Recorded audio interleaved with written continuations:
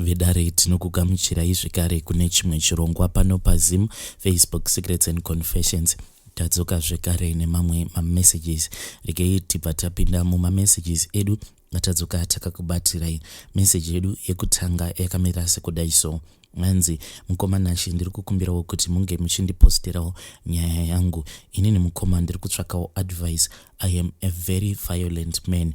Ndiri kukumbirawo kuti vedare renyu vange vachindiudza kuti kana ndikaenda kuchipatara ndingakwanisa kuwana rubatsiro here, because I am such a violent man, and a violence iyi mukoma ndinongoiitira kumudzimai wangu chete. But zvinhu zvinogara zvichingondinetsa ndezvekuti pandakatanga kuwanana nemudzimai wangu, pane vamwe vatete vangu vakabva vandiudza kuti uyu mukadzi wako uyu ndiye wausiri kuzogara naye kwenguva refu. Saka mukadzi wangu munhu wekuti anogara angori pamabvi ake achingonamata. So I think kuti maybe kana kuri kunzi pane dzimwe mhiko dzandakaitirwa natete vangu kuti ndive munhu wekuti handizogari nemukadzi, because when I look at our family history, madzibaba edu vanhu vekuti vainge vachingowana vachingoramba. Even my own father, kunyangwe zvavo amai vangu vakambozama kushingirira, but baba vangu munhu wekuti ane vana vakawandisa musango. Mazuva ekutanga amai vangu vaipota vachirwadziwa apo pamba papainge pachisvika vamwe vana vachiti ivo vainge vachitsvaka baba vavo, vachiti baba vavo vainge vachirevera baba vangu, but vana vacho vakawandisa zvekuti kunyangwe isusu takazotoitawo lose interest. Hatisisina kana hanya nazvo kana munhu akangokaruka akukontakta achiti ari kutsvakawo baba vake obva akuudza zita rababa vedu. Back to my story mukoma. Ivo vatete musi wavakandiudza kuti marriage yangu nemudzimai wangu uyu wandigere naye haisi kuzolasta, vakabva vandipa example kubva kuna sekuru vedu, kuti sekuru vedu munhu wekuti ainge achingowanawo achingosiya vakadzi. Saka ivo vakabva vati marriage yako iyi nemukadzi wako wawatora hakuna kana kwamunosvika.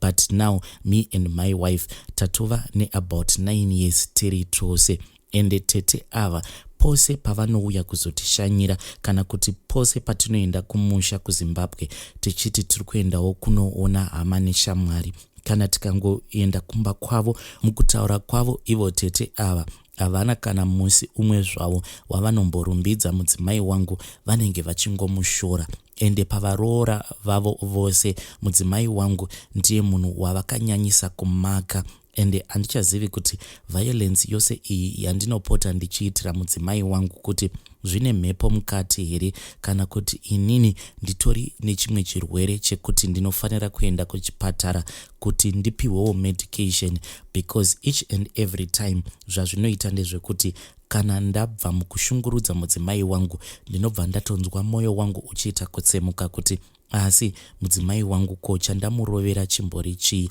ko mudzimai wangu chandamutukira chimbori chii. Zvese izvi zvinoitika kwandiri mukoma, zvinhu zvekuti zvinoitika ndisingatombodi kana kuzviita. Kazhinji kana ndichinetsana nemudzimai wangu ndinongokaruka ndaona rima kumberi kwangu, ende zvose zvandinozoita after ndabva mukuona rima kumberi kwangu ndinenge ndisisina kana control over my body. The way yandinenge ndava kubehave nayo, it will be like munhu atori demon possessed, ende mapopotero acho andinenge ndichiita anenge asina kana reasoning at all mukati. Kunyangwe mudzimai wangu akazama kunyarara ndinobva ndatowedzera kuita hasha, and the moment yaanozongondipindura ndinozotongokaruka ndamurova kana nechibhakera. Mukoma, I am such a violent man zvekuti handikwanisi kana kutombotaura imwe violence yandinoita towards my wife, and zvinhu zvinogara zvingondishungurudza, because iye mudzimai wangu munhu wekuti akatondiudza kuti ndichazama kumira newe, because zvese zviri kuitika pauri I can see kuti hauna kana control over it. But iye now it seems as if ava kutotyirawo upenyu hwake, because for the first time in our marriage ndakakaruka ndangomusimudzira banga. Ende mukoma, I don't know kuti chii chakaitika, because ndakangoti ndichingobva kubasa iye mudzimai wangu ainge akatogara achiona TV, then handizivi kuti takazotadza kunzwisisana pai because ndakangokaruka ndatora banga riya raainge akaisa pacoffee table ndokubva ndatomusikiza nebanga iroro, but ndakangoti ndangomusikiza nebanga iroro ndokubva ndatorasira banga riya kure because zvinhu izvi zvandainge ndaita zvainge zvatondivhundutsa, kunyange iyewo akabva avhunduka, zvekuti ndakanyatsoona kuti mudzimai wangu ndainge ndamurwadzisa. Musi iwowo kazhinji anowanzokuti kana ndikamurova zviya anobva atanga kuchema, but on that day pandakamusikiza nebanga haana kana kumbogara achema zvachose. Saka izvi mukoma zvandakaita zvava kugara zvichingondishungurudza because I am afraid kuti kana akazoudzawo vamwe vehukama vanokwanisa kuzomupa maideas awo anozokonzeresa kuti iye ange achizondisiya. Mukoma, I really love my wife and handidi kuti iye ange achizondiramba because of these things. I don't even have control over my body anymore. Sometimes ndinokwanisa kungoti ndiri kubasa zviya ndinongotanga kungonzwa dzimwe hasha, ende hasha idzi mukoma ndinenge ndangofunga pandinenge ndakatadzirwa nemudzimai wangu, but nyaya iyi yandinenge ndava kutanga kunzwira hasha inini nemudzimai wangu tinenge takatoitaura nyaya iyoyo, takatoti yakapera nyaya iyoyo, but ndinenge ndava kungomunzwira dzimwe hasha dzekuti kana kuri kunzi anenge ari padhuze neni ndinokwanisa kana kutomurova, and the moment yandinenge ndichirova mudzimai wangu ndinenge ndichinzwa body yangu ichiita kubvunda zviya zvekuita kuvibrata. Mukoma, I don't know kuti ndingabatsirikanawo sei, ndosaka ndati kana kuri kunzi ndikaenda kuchipatara pane mishonga here yandinokwanisa kupiwa inokwanisa kunyevenutsa moyo wangu because the way yandiri violent nayo towards my wife, violence yacho mukoma, kana ndega ndava kuona kuti izvi hazvisisiri zvega, I have to find help. Mudzimai wangu ndo mashoko ake ekupedzisira aakandiudza kubva zvandakamusikiza nebanga, akabva angonditi dai wakwanisa kutsvaka help nekuti izvi zvawaita zvandivhundutsa. Kubva zvandakapinda newo mumarriage handina kana kumbofungidzira kuti one day uchazondisimudzira banga uchida kundibaya nebanga, zvinoko ukandiuraya vana ava vanozosara vachichengetwa nani nai murume wangu. Mashoko iwawo akandivhundutsa ende akandirwadza. Please ndibatsireiwo mhuri yeZimbabwe, handisi mhondi inini ende ndinonyatsokuzvinzwa mumwoyo mangu kuti handisi mhondi, but kamwe kamurovero kacho kandinoita mukadzi wangu it seems as if ndinenge ndakagarwa nedhimoni rekuponda munhu chairo. Please ndibatsireiwo mhuri yeZimbabwe. Hey vedare, ndo message yandakatumidzirwa ichibva kuna mukoma vedu avo. Hey, zvakangoma hazvo veduwe, asi please ngatizamei kuti tinge tichitaura navo mucomment section. Hanzi dzimwe nguva ndinoita sekunge ndinombogarwa nedhimoni rekuponda munhu. Hey, zvimwe zvacho zvinongotyisa. So rekei tibva taenda panyaya yedu inotevera. Nyaya yedu inotevera yakamira sekudai. So hanzi mukomanashi makadii zvenyu, please post my story asi vigaiwo chitupa changu. Mukomanashi inini ndiri musikana ane 25 years. Ndine mukomana wandinodanana naye akabva kumusha pandainge ndichiri form 4 achiti iye ainge achienda kubasa kuSouth Africa. Takaonekana zvakanaka ndokubva andifonera and akabva azotonditengerawo phone. Saka akaita 6 years ariko kuSouth Africa, ininiwo ndainge ndichitawo busy nezvechikoro. Saka akazodzoka this year akabva andipa gift, and gift iyi yaakandipa it was in form of a gold chain. Akandipa pa birthday rangu last month. Saka kubva zvandakapiwa that golden chain nemukomana wangu ndiri kusangana nemamwe machanges mulife mangu.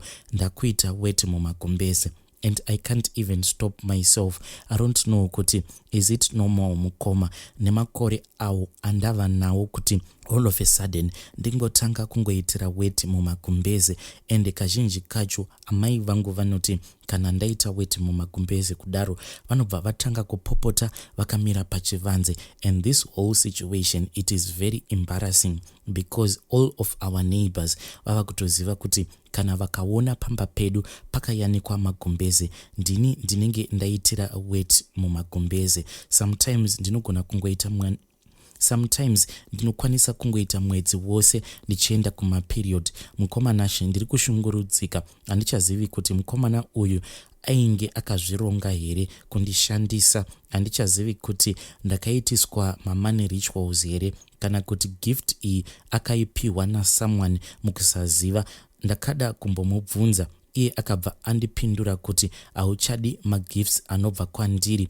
Kana usingachandidi zviri nani kuti iwewe neni tinge tichingorambana, nekuti uri kundifungidzira kuti inini ndiri musatanist. Mukoma, ndakambofunga kutomboda kuzviuraya nekuti wekuudza handina. Baba vangu havatombodi kunzwa zvisina basa, ende ivo baba havatombodi kunzwa kuti inini ndine mukomana. Kumashure uko kune umwe mukomana uyo aipota achiuya pamba pedu. Saka mukomana uyu ainge achiita sekunge anoda kuwirirana nevamwe sisi vangu avo vakangomitiswa ndokubva vazorambwa nemurume uyo ainge avamitisa.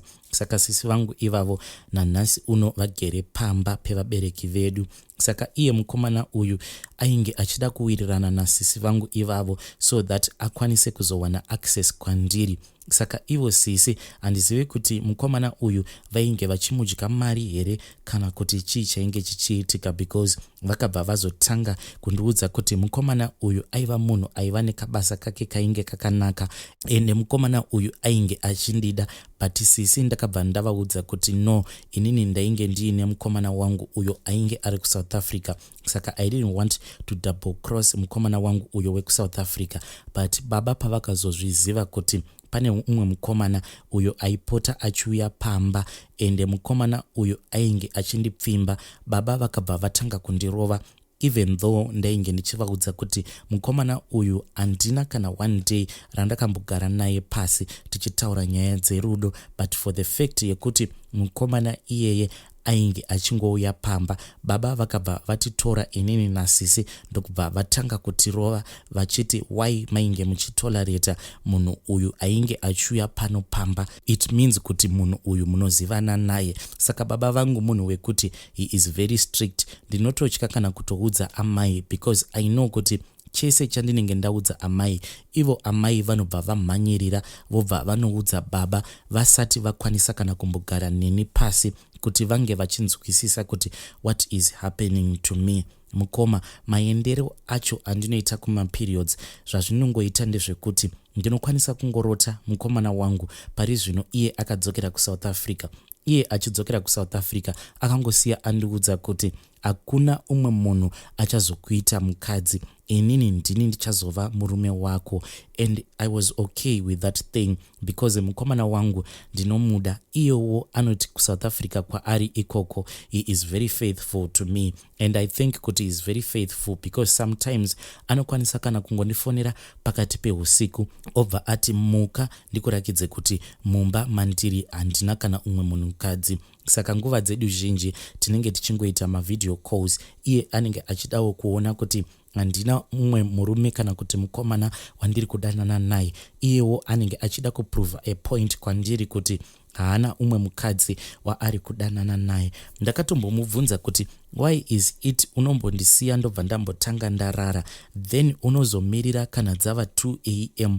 Mukoma, dzichingonoti 2 am ndinobva ndatotanga kutonzwa foni yangu ichirira, ende kana ndikasadaira call yangu sometimes anobva atsamwa. Saka ndakatozvijaidza kuti mukomana wangu ndozvaari anondifonera na2 am. Saka pandakamubvunza zvinhu izvi mukoma, iye akabva arakidza kuboekana nazvo. Akabva ati handiti iwewe wakazvipira kuti unge uchizova mudzimai wangu, saka why uri kuboekana nekuti ndinokufonera pandinoda. Ndonguva dzangu idzodzo dzandinoda kukufonera, ende mazuva ano ava nekamwe kabehavior kaya kekuti kana ndikangotaura zvimwe zvinhu zvinoita like zvinenge zvichimubohwa, iye anobva ati kana uchiona sekunge ndiri kukunetsa too much nekuda kwekuti ndinokufonera around 2 am ndichida kuona kuti unenge uinani, it is far much better kuti iwewe neni tinge tichingorambana.